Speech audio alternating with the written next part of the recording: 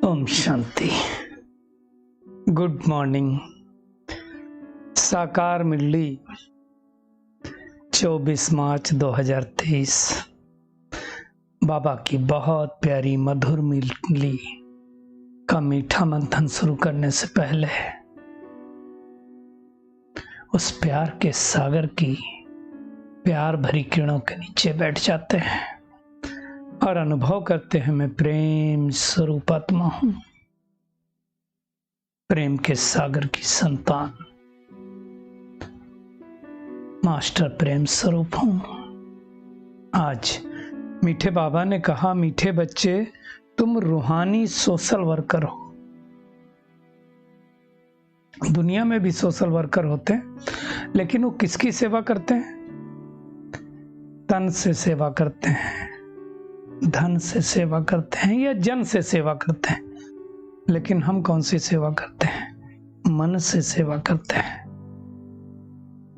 बाबा ने कहा, तुम इस दुनिया को सुख, शांति और पवित्रता से संपन्न बनाने के लिए अपना तन, मन, धन सब सफल करना है। मन जरूरी नहीं है दुनिया के लोगों का हो, लेकिन हमारी तीनों चीजें होती हैं। तन भी लगता, मन भी लगता, धन भी लगता है। आज का प्रश्न है, माया पर जीत पाने के लिए तुम बच्चों के पास कौन सा हथियार है? माया मतलब 5 विकार, काम, क्रोध, लोभ, मोह, अहंकार। और 5 बच्चे उनके ईर्ष्या, द्वेष, नफरत, आलस, अलबेलापन। तो इन विकारों पर जीत पाने के लिए बाबा ने कहा स्वदर्शन चक्र है, खुद के दर्शन का चक्र। बाबा कहते हैं कोई स्थूल हथियार नहीं है। ऐसा नहीं कि स्वदर्शन चक्र है तो गला काटे। श्री कृष्ण के पास था तो गला काटते थे। देवताएं हिंसा करते हैं क्या? समझने की बात है ना। खुद का दर्शन करने वाली आत्मा। बाबा कहते हैं मन से मन मना भव हो जाओ, मन ही मन उनको याद करो। और स्वदर्शन चक्र का मतलब क्या बाबा ने बताया? हम सो का अर्थ समझो, हम सो के मंत्र को याद करो तो का गला कट जाएगा। कैसे? हम सो देवी देवता, हम सो क्षत्रिय, हम सो वैश्य, हम सो शूद्र, हम सो ब्राह्मण बने हैं, अभी सो देवता बनने वाले हैं। ये हम सो का अर्थ है। और यही स्वदर्शन चक्र है कि हम ही सतयुग में थे, 84 जन्म का पाठ बजाते बजाते अभी कलयुग अंत में पहुंचे हैं। और हमको परमात्मा ने ब्रह्मा के द्वारा फिर से शूद्र से ब्राह्मण बनाया है। तो अब हम मन मना भाव के मंत्र के द्वारा उनको याद करते हैं, इस चक्र को घुमाते हैं तो माया का गला कट जाता है और माया जीत बन करके चक्रवर्ती बन जाते हैं। माया का गला कटना मतलब क्या हो गया? विकारों को छोड़ पाते हैं, क्योंकि हमें पता है अब हमें जाना है, बाबा के साथ वापस जाना है। ये कल पूरा हुआ 5000 साल का। इसलिए आज का गीत भी है, इस पाप की दुनिया से कहीं और ले चल। कहां? जहां सुख चैन मिले आत्मा को, शांति मिले आत्मा को, प्यार मिले आत्मा को। बाबा कहते हैं तुम ब्रह्मा मुख वंशावली ब्राह्मण ही जानते हो कि कलयुगी पाप की दुनिया है। हमको पता है। इसका मतलब क्या है? सत्युग जरूर पुण्य की दुनिया होगी, वहां ही पुण्यात्माएं होते हैं। बाबा ने बहुत स्पष्ट रूप से कहा है कि जो मनुष्य पुण्य आत्माएं होते हैं उनको अच्छा जन्म मिलता है और पाप आत्मा को बुरा जन्म मिलता है। पहले मुझे बहुत दुख होता था, किसी को देखते थे जन्म से ही दिक्कत है, कोई भीख मांग के खा रहा है, कोई चल नहीं पा रहा है, तो बहुत अफसोस होता था। अब अफसोस नहीं होता, अब दया आती है। अफसोस और दया में फर्क है ना? क्या स्मृति में क्या आता है कि हमें पुण्य कर्म करना है। पाप कर्म करने से बाबा ने कहा बुरा जन्म मिलता है। मतलब अगर कोई ना कोई जन्म में कोई ना कोई पाप कर्म हो गया तो फिर वो उसका फल तो मिलेगा ही। इसलिए जो कुछ हमको इस जन्म में मिल रहा है, जो कुछ 100% एब्सोल्युटली हमारे पुराने कर्मों का रिजल्ट, इस जन्म का भी रिजल्ट है, लेकिन मेजॉरिटी पुराने जन्म का है। खास करके किस घर में पैदा हुए, क्या एजुकेशन ली, ये तो सब पुराने जन्म का हिसाब किताब है। अब हमें अगले जन्मों के लिए पुण्य का खाता जमा करना है, जिससे हमारा अगला जन्म श्रेष्ठ हो। हमको परमात्मा ने ये जन्म श्रेष्ठ दिया, तो अब हमें ऐसे कर्म करना है कि अगला जन्म भी श्रेष्ठ हो जाए। आगे की प्रारब्ध नहीं बिगाड़नी। ऐसा नहीं करना कि अगला जन्म हमारा भिखारी के घर में हो जाए, जन्म से ही हमारे को दिक्कत हो। तो पुण्य कर्म करना है, और पुण्य कर्म करना परमात्मा सिखलाता है। क्या पुण्य कर्म करना परमात्मा सिखलाता है? मन से सेवा करना, मनसा सेवा करना। बाबा कहते हैं उसके लिए बुद्धि में रहे कि हमको भी शांति धाम जाना है, सारी दुनिया को जाना है शांति धाम। फर्क क्या है? सारी दुनिया शांति धाम में जाएगी और हम वापस सुख धाम में आएंगे। और सुख धाम में ही पवित्रता, सुख, शांति तीनों ही है। परम धाम में खाली शांति है। इस दुख धाम में अपवित्रता, दुख, अशांति, ये भी तीनों है। ये हम सब देख रहे हैं। तो ये तीन चीजें अच्छी तरह से समझनी है। अब हमें इन तीनों चीजों को छोड़ करके उन तीनों चीजों की तरफ जाना है। बाबा ने स्पष्ट रूप से कहा कि सोशल वर्कर तन की सेवा बहुत करते हैं, धन की भी बहुत करते हैं, लेकिन मन की सेवा इस दुनिया में कोई नहीं कर सकता है। वो तुम बच्चे कर सकते हो। कैसे? परम पिता परमात्मा को याद करके जब हम एक श्रेष्ठ संकल्प करते हैं, मैं शांत स्वरूप आत्मा हूँ, मैं पवित्र आत्मा हूँ, मैं प्रेम स्वरूप आत्मा हूँ, तो प्रकंपन पूरी सृष्टि में फैलते हैं। तो सेवा हो गई ना। तो ये बातें कोई और नहीं समझा सकता है, परमात्मा समझाते हैं। दुनिया वाले तो सब जाने क्या क्या समझ लिया, सोचते श्री कृष्ण के पास सुदर्शन चक्र था और राक्षसों का गला काट रहा। देवताएं पाप कर्म नहीं करते, पुण्य कर्म करते हैं। तो देवताएं कोई गला नहीं काटेंगे। देवताओं के जितने अलंकार हैं सबको गलत ही समझ लिया। शंख नहीं बजाते थे, मुख शंख ध्वनि का प्रतीक है। गदा से किसी की पिटाई नहीं करते थे, ज्ञान रूपी गदा से सामना परिस्थिति का करते थे। कमल पुष्प पे खड़े नहीं रहते थे, ना कमल पुष्प रखते थे। कमल पुष्प समान घर गृहस्थ में रहते हुए जीवन व्यतीत करते थे। ये सब बातें परमात्मा हमको सिखाते हैं। तो ये है सुदर्शन चक्र का अर्थ।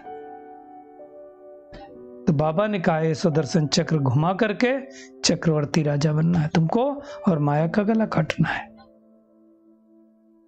विकारों में नहीं जाना है। ब्राह्मण वो सच्चा जो विकार मुक्त हो। जैसे लक्ष्मी नारायण दोनों निर्विकारी थे। महिमा हम नहीं तो गाते हैं उनकी, खूब गाते थे ना। भक्ति मार्ग में आरती में क्या गाते थे? तो विषय विकार अब हमें छोड़ देने हैं और एक परमात्मा की याद से अपने को पुण्यात्मा बनाना है। इसलिए बाबा समझाते हैं, देवताएं कितने धनी धोरी थे, अब तो सब निधन के बन गए। निधन मतलब जिसको समझाने वाला कोई ना हो, और धनी मतलब जिसको समझाने वाला। तो हमको समझाने वाला कौन है? स्वयं परम पिता परमात्मा। बाबा ने कहा, देखो सन्यासी पवित्र रहते हैं तो कितना उनका मान होता है, कितने मनुष्य उनके पैर पड़ते हैं, है ना? तो समझने की बात है। जैसी दृष्टि वैसी सृष्टि बनती है। तो अब हमें क्या करना है? अपनी दृष्टि ठीक ठाक रखनी है। तो ये सब बाबा कितनी अच्छी बातें बताते हैं। जितना जितना हम बाबा को याद करते जाएंगे, बाबा पतित पावन है, तो हम भी पतित से पावन बनते जाएंगे। सिर्फ बाबा कहता है, मुझे याद करो और वर्षे को याद करो, स्वर्ग को याद करो, तो लक्ष्मी नारायण जैसे बन जाएंगे। और कुछ करने की जरूरत नहीं है। ये सच्ची कमाई है, फिर उस कमाई के अनुसार जन्म मिलता रहेगा। तो ऐसे श्रेष्ठ कर्म करना एक परमपिता परमात्मा सिखलाते हैं, दूसरा कोई सिखला नहीं सकता। ये आत्मा ही कहती है, हम जितना परमात्मा को याद करेंगे उतना हमारे भी कर्म नष्ट होते जाएंगे। बाबा ने कहा जितना तुम आज्ञाकारी वफादार रहेंगे उतना तुम्हारी उन्नति होगी। आज्ञाकारी वफादार रहना मतलब परमात्मा की श्रीमत पर चलना, उनके बताए गए रास्ते पर चलना। बाबा ने कहा तुम बच्चों के आगे कितने नशे की बात कही। सारी दुनिया कंगाल, भले कितने बड़े आदमी हो, कितना धन हो, कितनी पद पोजीशन हो, लेकिन कंगाल हैं। क्यों? दो बातें, एक तो सुख, सच्ची सुख शांति नहीं है, और दूसरा ये सब मिट्टी में मिल जाने वाला है। केवल जो सच्ची कमाई की है सत्य की दुनिया के लिए वो काम आएगी। इसलिए बाबा ने कहा तुमको मेरे घर आना है, इसलिए उस घर को याद करो। कौन सा घर? परम धाम, शांति धाम का मालिक थे, अब नहीं है। अब हमें फिर से वापस जाना है, तो उसको याद करना है। तो आज का होमवर्क क्या है हम सबका कि एक तो सुदर्शन चक्रधारी बन करके सुदर्शन चक्र को बार बार घुमाएंगे। कोशिश करेंगे कम से कम 12 बारी दिन भर में 500 रूपों का अभ्यास करें, और हमेशा ये ध्यान रखेंगे आज्ञाकारी, वफादार और सपूत बच्चा बन करके श्रेष्ठ कर्म करेंगे, ताकि आने वाला हमारा भविष्य का जन्म श्रेष्ठ हो। आज का बाबा का वरदान है, एक बाप को अपना संसार बनाकर सदा हंसने, गाने और उड़ने वाले प्रसन्न चित्त भव, बस बाबा ही संसार है मेरा। इसलिए कहा जाता है जैसी दृष्टि वैसी सृष्टि। दृष्टि से सृष्टि बदलती है, तो आपकी रूहानी दृष्टि से सृष्टि बदल गई। सबसे पहले तो हमारी दृष्टि से हमारी सृष्टि खुद की बदलती। तो संकल्प करें कि अभी हमारे लिए बाप ही संसार है। पहले के संसार और अभी के संस्कार में फर्क हो गया ना, बहुत परिवर्तन आया होगा हर एक आत्मा को, जो इस ज्ञान को धारण किया होगा, राजयोग किया होगा, जो मुरली मंथन सुनता होगा, बहुत परिवर्तन आया होगा। तो बाबा कहते हैं पहले संसार में बुद्धि भटकती थी, अभी बाप ही संसार हो गया तो बुद्धि भटकना बंद, और बुद्धि कहाँ लग गई? परमात्मा में।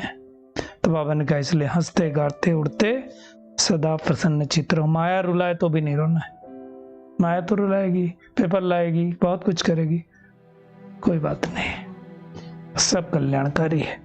स्लोगन है दिल साफ हो तो मुराद हासिल होती रहेगी, सर्व प्राप्तियां स्वतः आपके सामने आती रहेंगी, केवल दिल साफ रखना है। चलिए 1 मिनट के लिए परमात्मा को अपने सम्मुख देखें और उनकी शक्तिशाली किरणों को अपने ऊपर बरसता हुआ अनुभव करें। महसूस करें मैं सुदर्शन चक्रधारी आत्मा, सच्चा सच्चा ब्रह्मा मुख वंशावली ब्राह्मण हूं। तपस्या करते करते मैं फरिश्ता बन गया। सूक्ष्म तन में देखें अपने आप को, सबको सुख शांति के प्रकंपन दे रहा हूं। और फिर मैं आत्मा पहुंच गई परम धाम में, अपने अनादि स्वरूप में बाबा की शक्तियां प्राप्त कर रहा हूं। और महसूस करें बाबा से शक्तियां लेकर मैं स्वर्ग में पहले जन्म में आ गया। सर्वगुण संपन्न 16 कला संपूर्ण अवस्था में देखें अपने आप को, और स्वर्ग में पाठ बजाते बजाते फिर से हमारे उस स्वरूप की पूजा होने लगी। देखें अपने उस स्वरूप से हर आत्मा को सुख शांति मिलते हुए। और फिर कलयुग अंत में बाबा ने हमें पुनः ब्राह्मण बना दिया। तो ऐसे 5 रूपों का अभ्यास करते रहेंगे, अर्थात सुदर्शन चक्रधारी बनते रहेंगे। शुक्रिया मीठे प्यारे बाप दादा, शुक्रिया आप सभी का इस मीठे मंथन के लिए। ओम शांति।